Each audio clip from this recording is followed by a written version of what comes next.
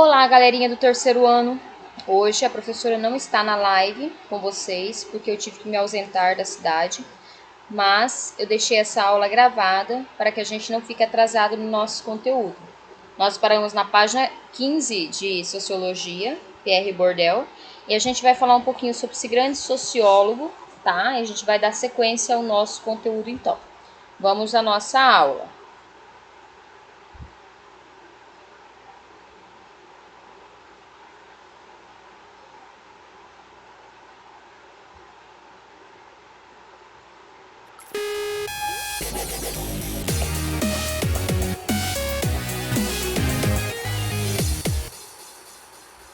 Olá pessoal, tudo bem? Meu nome é João Gabriel, professor de Sociologia, e hoje nós vamos falar um pouquinho sobre a biografia de Pierre Bourdieu. Mas antes de começar essa videoaula, eu gostaria de te convidar a se inscrever no nosso canal, deixar o sininho ativado para receber nossas notificações. Durante a aula, se surgir alguma dúvida, manda um recadinho aqui para nós.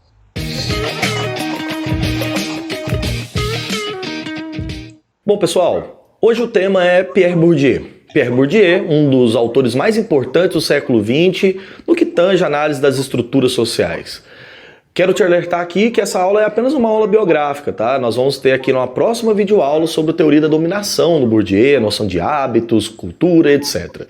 Então nessa aula vamos fazer só um emaranhado geral, assim, né, dos principais temas do Bourdieu, a trajetória intelectual dele e, claro, assim, colocar aqui algumas já introduções de algumas coisas que iremos aprofundar posteriormente. Pierre Félix Bourdieu, um intelectual super renomado no mundo inteiro, nasceu em 1930, no interior da França, numa cidadezinha bem interiorana mesmo, assim, uma cidade bem camponesa, e morreu no ano de 2002. Foi professor universitário, mas antes de ascender a essa carreira acadêmica, né, o Bourdieu ele vem de uma família camponesa extremamente pobre e consideravelmente teve uma participação interessante, que é a vida dele que ele teve na Argélia, uma experiência praticamente política, na época que a Argélia estava no processo de descolonização, né? A Argélia, lembrando, foi inclusive colônia da França. Ok, vamos continuar. Né? Durante o período de neocolonização.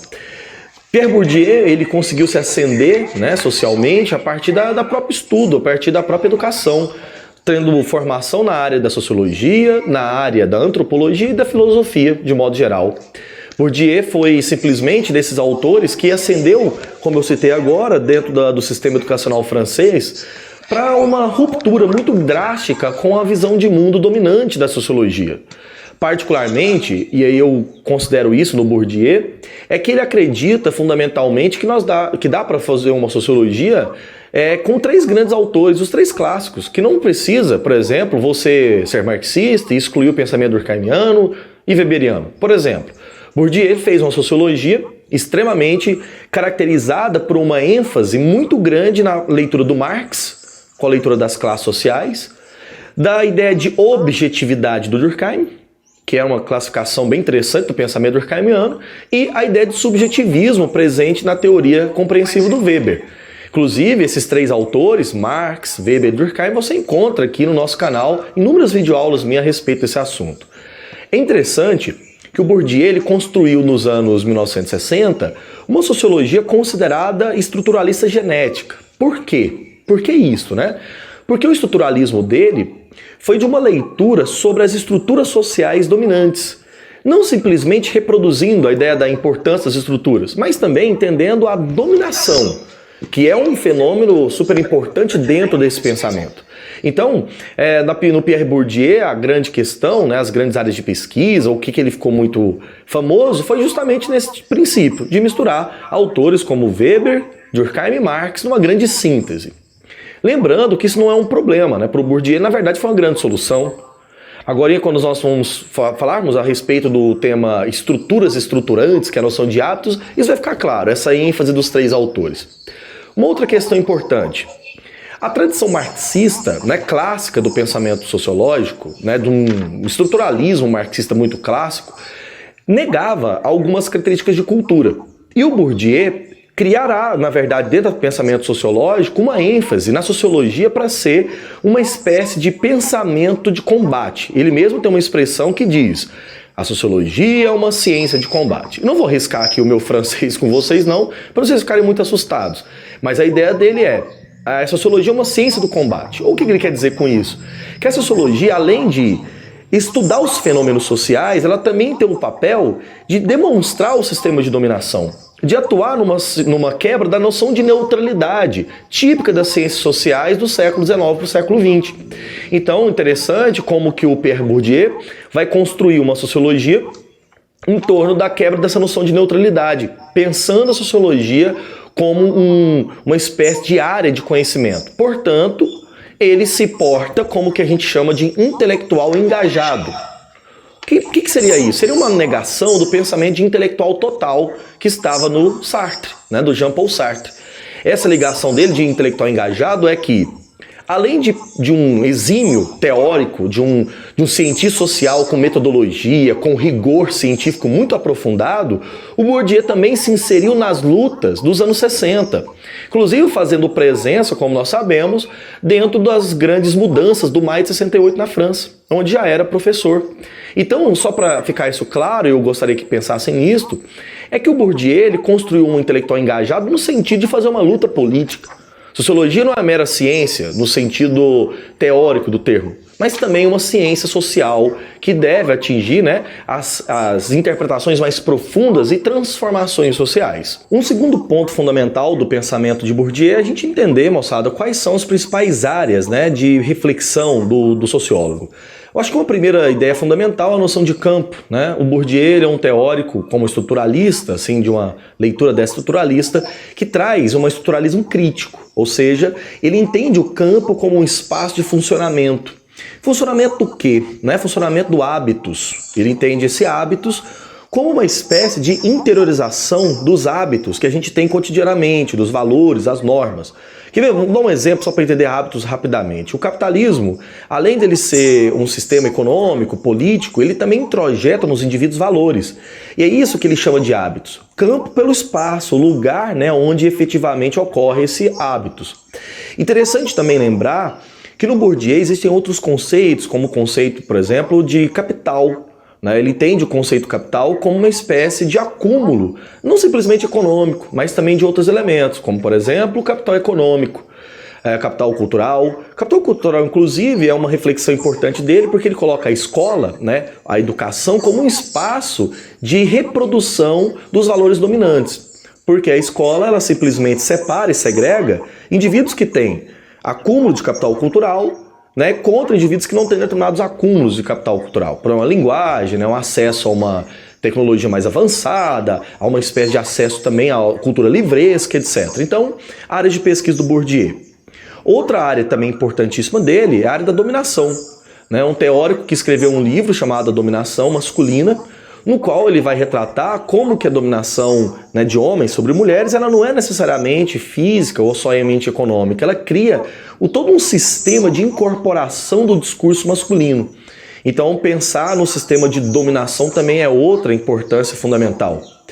Violência cultural ou violência simbólica, ele também utiliza, né? E nas obras do Bourdieu isso fica bem destacado quando ele vai discutir como que as violências que esses espaços, como a escola, como a família, principalmente a escola, que ele estudou muito perfeitamente, elas são espaços reprodutores de certas violências, que não são apenas física, corpórea.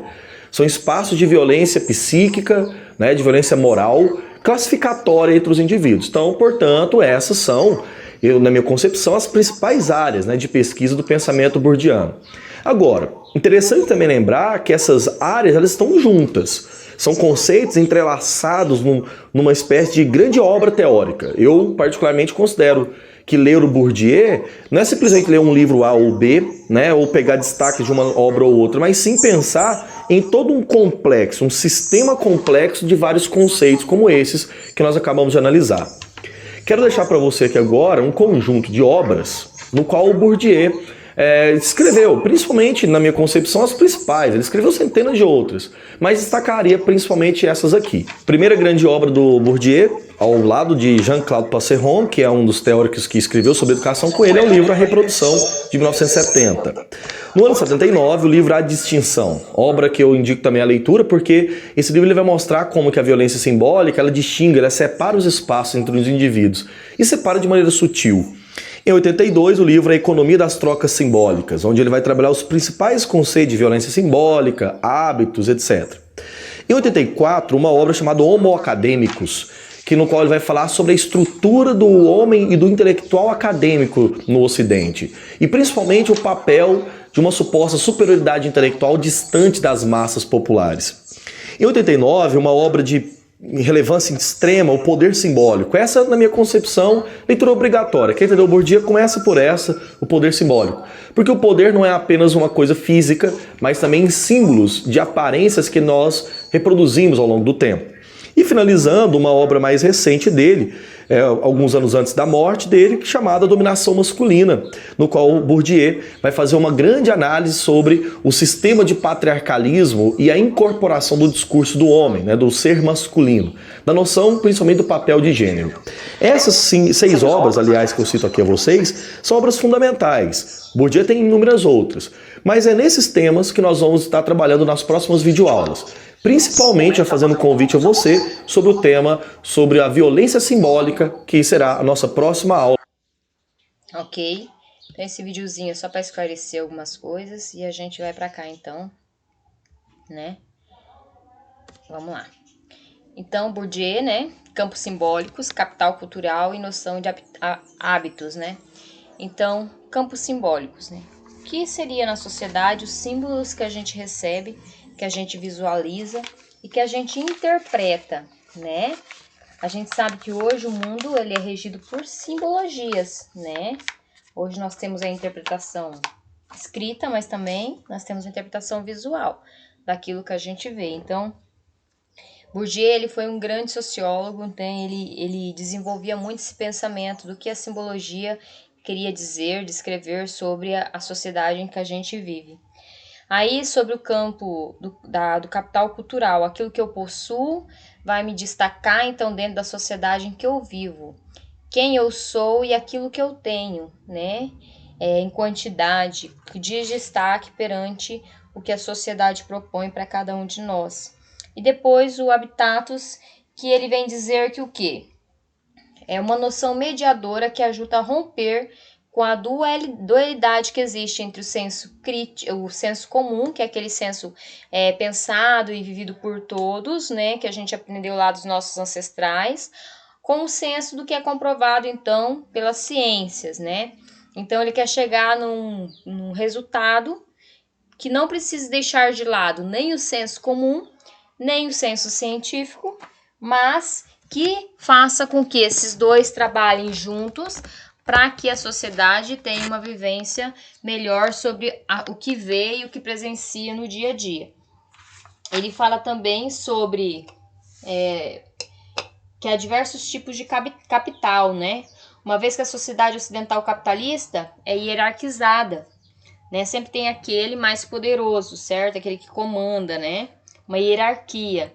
A sua organização produz uma divisão de poderes desiguais. Então, quem tem mais dinheiro, normalmente tem mais poder, né? Ele tem uma vertente marxista, né? Que é bastante estudado, então, aí dentro da sociologia, certo? Aí a expansão do conceito sobre capital para outros campos, o campo social, o campo cultural, né? O intelectual. Os indivíduos disputam o capital que proporciona uma maior integração social. Se eu tenho mais dinheiro, eu me sinto mais integrado, incluso dentro da sociedade. Ele fala também sobre a violência do gênero, né? Ele cita o feminicídio, certo? E os tipos de agressões que acontecem dentro desse feminicídio, né? Feminicídio a gente sabe que é a violência contra a mulher, certo? Aí existe a agressão física, né? Por exemplo, estupro.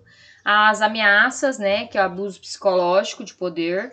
A humilhação, chantagem emocional. Culpabilizar, ou seja, ter o controle e colocar a culpa sempre no lado feminino, né? Então, isso se resume a um machismo de mídia, né? O machismo, né? Aquele que sempre tem a razão sobre tudo, certo? Então, esse é o nosso conteúdo de hoje. Para colocá-lo em prática, vocês responderão a página 20, 21 e 22 da apostila e o restante a gente vai responder juntos na próxima aula. Então, página 20, 21 e 22 fica para vocês responderem em casa, tá? Um grande abraço da professora Milka. Espero que tenha ajudado vocês, certo? E que a próxima aula a gente vai estar junto, com certeza, viu? Grande abraço e boa aula!